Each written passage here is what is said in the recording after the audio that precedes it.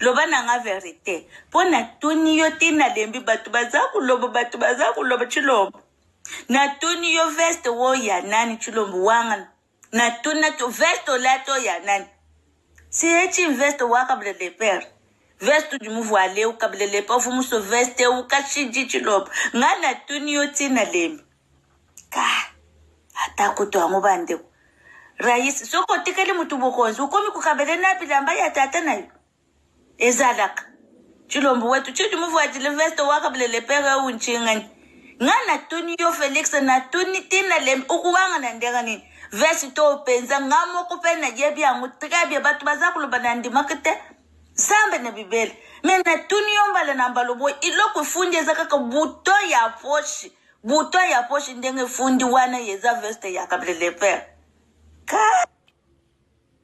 Amateur, il faut sambi.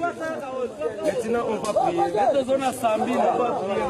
Mettez on a sambi, on va prier. Fermez les oreilles parce qu'on va prier. En tout cas, on zikanga mafuta, mettez on a sambi là. Notre Père qui est au ciel. Tata beto gena mazulu. Je vous salue noir. Beto gena sakumuna ngediamba. Plein de graines. L'arbre le plus cher du monde. Malgré tout l'État nous défend la fumée. Mais nous-mêmes qui achètent.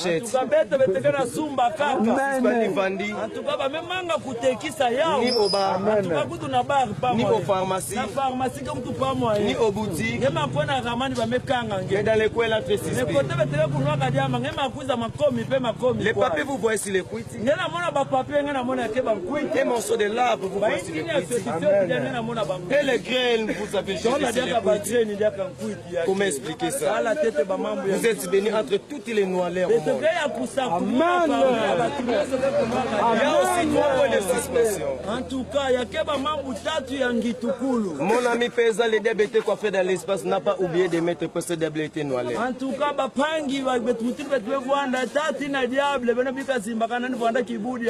n'oubliez pas aussi les moutons.